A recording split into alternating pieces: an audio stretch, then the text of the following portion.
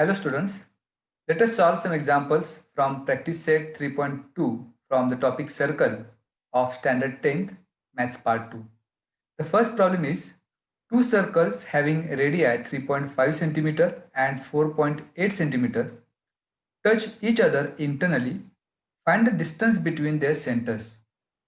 Now here two circles are given with their radii and they touch internally, and we have to find the distance between their centers. Suppose there are two circles given and they are touching each other internally, that is the smaller circle is inside the larger circle. So for this we have to use the property of center of a circle, that if two circles are touching internally, then the common point lies on the line joining their centers. That is, centers of two circles and the common point lies on the same line, that is, they are collinear. So let the radii of two circles be R1 and R2. Let here R1 be the radius of the larger circle, that is 4.8 centimeter, and R2 be the radius of the smaller circle, that is 3.5 centimeter. We know that there is a theorem by which we have the distance between the centers of the circle, that is equal to R1 minus R2, because these two circles are touching internally, and we know that if these two circles touch each other internally, the touching point is on the line joining their centers. That means if we have to find the distance between their centers, we have to subtract their radii. That is, to find the distance between their centers, we should have R1 minus R2, and the reason is these are internally touching circles. If we replace the values of R1 and R2 by 4.8 and 3.5 respectively, if we subtract 3.5 from 4.8, we will get 1.3 centimeter. So this is the distance between the centers of these two circles. Now, as these two circles are internally touching circles, that's why we have subtracted the radii to find the distance between their centers. The second problem is two circles of radii 5.5 centimeter and 4.2 centimeter touch each other externally. Find the distance between their centers. Now for this one, we have these two circles, and these two circles touch each other externally, and if we join a line joining their centers, we have one property, that the point of intersection of these two circles lies on the line joining their centers. That means all these 3 points, that is the centers of these two circles and a point of intersection, are collinear. That's why here let the radii of these two circles be R1 and R2 respectively. Let R1 is the radius of the larger circle, that is 5.5 centimeter, and R2 be the radius of the smaller circle, that is 4.2 centimeter. Now as these two circles are touching externally, to find the distance between their centers, we have to add the radii of two circles. That is, if we add radius of the larger circle and the radius of the smaller circle, we will get the distance between their centers. So distance between their centers is equal to R1 plus R2. That is, if we replace R1 and R2 by 5.5 and 4.2, we will get 9.7 centimeter. So this is the distance between centers. The next problem is, if radii of two circles are 4 centimeter and 2.8 centimeter, draw figure of these circles touching each other externally and internally. So there are two circles given with radii, and we have to draw a diagram of two circles if they are touching each other externally and internally. So for the first case, if these two circles touch each other externally, this is the diagram which shows that these two circles touch externally at a point. So this is a diagram of externally touching circles. And now if these two circles are internally touching circles, the smaller circle must be inside the larger circle. So as these two circles are touching internally, so they have a common point. So this is the diagram for internally touching circles. Next question is, The diagram is given and the question is the circles with centers P and Q touch each other at point R as this is given in the diagram. A line passing through R meets the circle at A and B respectively. So if we draw a line which passes through point R, it meets these two circles at point A and at point B. And from this we have to prove segment AP is parallel to segment BQ. So this is the segment AP and segment BQ. We have to show that these two lines are parallel. The second we have to prove is triangle APR is similar to triangle RQB. So here it is the triangle APR and triangle RQB. We have to show that these two triangles are similar. And third one, if measure of angle PAR is 35 degree, that is PAR is 35 degree, we have to find the measure of angle RQB. So here we have to find the measure of angle RQB. So let us try to solve this one. So this is the diagram. In this, the circles with center P and Q touch each other at point R which is given. And as these two circles are externally touching circles, by the property we have that the common point lies on the line joining their centers. So that's why we have P, R and Q collinear, that is P dash R dash Q. Now for in triangle PAR, as we have PA and PR, these are the radii of the same circle, that's why they are congruent. So for triangle PAR, if two sides are congruent, then their opposite angles must be congruent. So we have the opposite angles, that is angle PAR is equal to angle PRA because of isosceles triangle theorem. That is, if in a triangle two sides are congruent, then angles opposite to them are also congruent. So angle PAR is congruent to angle PRA. We will call it as equation number 1. In the same way for triangle QBR, QR is congruent with BQ because radii of the same circle. Now again by isosceles triangle theorem, angles opposite to them must be congruent. That is angle QBR is congruent to angle QRB as these two angles are opposite angles to the congruent sides. We will call this as equation number 2.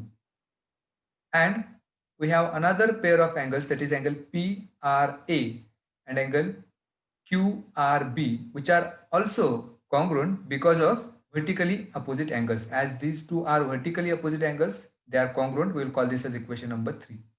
Now if we compare equation 1, 2 and 3, from these three equations, we have as PRA is congruent with QRB, angle PRA is congruent with angle QRB, which are the right hand sides of equation 1 and 2, the left hand sides must be congruent. That is, from 1 and 2, we have angle PAR is congruent to angle QBR. And for angle PAR, we call it as angle PAB. So as we can see in the diagram, angle PAR is nothing but angle PAB. In the same way, angle QBR can be also named as angle QBA. And if we can see, these two angles are alternate angles, and we have the alternate angles test that if there are two lines and there is a transversal, if pair of alternate angles are congruent, then those lines are parallel. So by alternate angles test, line AP is parallel to line BQ. So that is the first thing that we wanted to prove. Now for the second one, consider triangle APR and triangle RQB. So in diagram, triangle APR and triangle RQB, we have to show that these two triangles are similar. So the first constituent is angle PAR is congruent to angle QRB. Angle PAR is congruent to angle QRB. It is from equation 1 and 3. So in equation 1 and 3, as we can see, PAR is congruent to PRA and PRA is congruent to QRB. That is, the first angle is congruent to second, and the second angle is congruent to third one. That's why by the property of congruent angles, we have first triangle must be congruent with the third one. That's why angle PAR is congruent to angle QRB. Similarly, from equation 2 and 3, we have angle QBR is equal to angle QRB and angle PRA is equal to angle QRB. In equation 2 and 3, we have right hand sides equal, so the left hand sides must be. That's why angle PRA is congruent to angle QBR. So for these two triangles, pair of corresponding angles are congruent. That's why these two triangles must be similar by AA test. So triangle APR is similar to triangle RQB by AA test. So this is the second thing we wanted to prove. For the third one, angle PAR is given to be 35 degrees. So in diagram, as you can see, angle PAR is 35 degree. So angle PAR is equal to angle PRA is equal to angle QRB is equal to angle QBR, which must be again 35, because these four angles are congruent from equation 1, 2 and 3. So as you can see in equation 1, 2 and 3, angle PAR is congruent to angle PRA, PRA is congruent to angle QRB, and QRB is congruent to angle QBR. So all these four angles involved in these three equations must be congruent. That is, angle PAR is equal to angle PRA is equal to angle QRB is equal to angle QBR, and one of its angles is given to be 35 degree. That's why all of these angles must be 35. Now consider triangle QRB. In triangle QRB, if we add the measures of all the angles of a triangle, we will have angle QRB plus angle QBR plus angle RQB, that is equal to 180 degree, because we know that sum of measures of all the angles of a triangle is 180, out of which we have measures of two angles, that is QRB and QBR, that is we have just proved to be 35 degree. So we will replace angle QRB and QBR by 35. So 35 degree plus 35 degree plus angle RQB as it is equal to 180 degree. 35 plus 35, it will be 70 degree, plus angle RQB is equal to 180 degree. If we transfer 70 to the right hand side, we will get angle RQB is equal to 180 degree minus 70 degree. That's why 180 minus 70, that's 110. So measure of angle RQB is equal to 110 degree. This is the answer of the third question. We have the next problem. The diagram is given in which, as we can see, there are two circles with centers A and B touch each other at E, which is given. Line L is common tangent which touches the circles at point C and D respectively. So line L is the common tangent for both of these two circles. And from this we have to find the length of segment CD if the radii of two circles are 4 centimeter and 6 centimeter. So as obviously the smaller circle is there, the radius of the smaller circle must be 4 centimeter and radius of the larger circle is 6 centimeter. So we have to find the length of segment CD. To solve this equation, we have to do one construction in a diagram given. So these are the two circles given which touches each other at point E. We have to do construction that we have to draw segment AC, segment BD, segment AB, and we have to draw segment AM perpendicular to segment BD. So these are the constructions we have to do to solve this question. Now, because of these constructions, we get segment AE is equal to segment AC, because these are the radii of the same circle and the radius of the smaller circle is given to be 4. That's why AE is equal to AC is equal to 4 centimeter. Similarly, for the larger circle, BD and BE are the radii of the same circle and the radius of the larger circle is given to be 6 centimeter. That's why BE is equal to BD is equal to 6 centimeter, and the obvious reason is radii of the same circle. Now for segment AB, we have the property that if two circles touch each other, the common point lies on the line joining their centers. That means point E lies on the line joining centers of a circle, that is A and B. That means points A, E and B must be collinear. So from this we can write AB is equal to AE plus BE. That is AB is equal to two smaller distances are AE and BE. So if we add AE and BE, we get AB. And the reason is A dash E dash B, as these are collinear points. Now AE we have proved to be 4 and BE we have proved to be 6. So we'll replace here 4 plus 6, that's 10. So the length of segment AB is 10. Now for the smaller circle AC is the radius, and for the larger circle BD is the radius. And we are given that line L is a tangent for both the circles.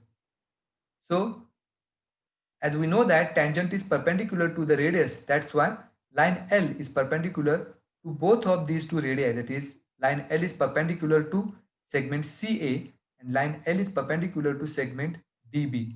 That's why these angles, that is angle ACD and angle BDC, are of measure 90 degree because of the tangent theorem.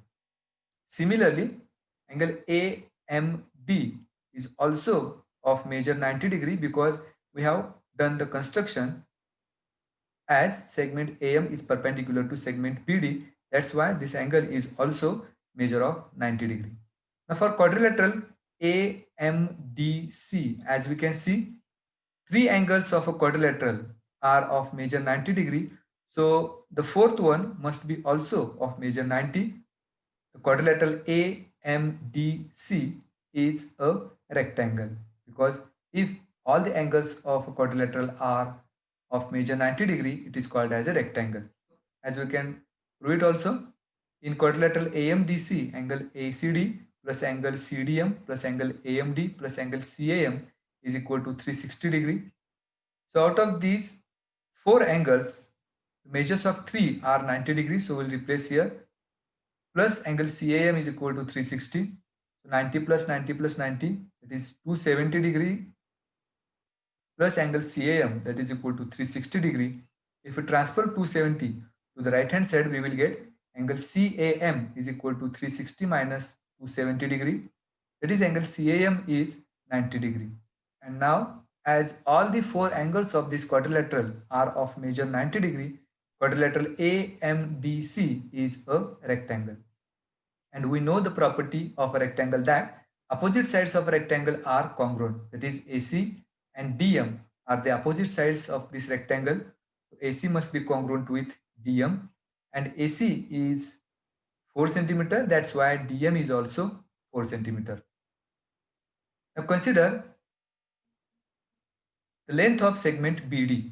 So BD is equal to BM plus DM, as B, M and D are collinear points. So we'll replace BD, that is the radius of the larger circle, which is given to be 6 here, is equal to BM. We have to find the length of BM plus DM is 4. That is, we have just proved DM is equal to 4. So if we transfer 4 to left hand side, we will get BM is equal to 6 minus 4. That is, BM is equal to 2 centimeter. And now consider a right angle triangle AMB, because AM is perpendicular to BD. That's why triangle AMB is a right angle triangle, and in that we can use the Pythagoras theorem. So by Pythagoras theorem, we have hypotenuse square is equal to side 1 square plus side 2 square. So in this right angle triangle, hypotenuse is AB. That's why we have written here AB square is equal to remaining two sides are AM and BM. That is equal to AM square plus BM square. Length of AB we have just found to be 10 centimeter. That's why we have replaced here AB square by 10 square, that is equal to AM square plus BM is 2 from equation number 4. That is BM square means 2 square. So if we make a square of 10, it will be 100. That is equal to AM square plus 2 square is 4. If we transfer 4 to the right hand side, we will get the equation as AM square is equal to 100 minus 4. If we take square root on both the sides, we will get AM is equal to root 96. Now this 96 can be splitted into 16 into 6, out of which 16 is a perfect square. So if it takes 16 outside the square root sign, it will be 4 into root 6. So the length of AM is 4 root 6. And as we know that quadrilateral AMDC is a rectangle, so CD is congruent with AM, and if AM is 4 root 6 centimeter, the length of CD is also 4 root 6 centimeter. So this is the length of segment CD.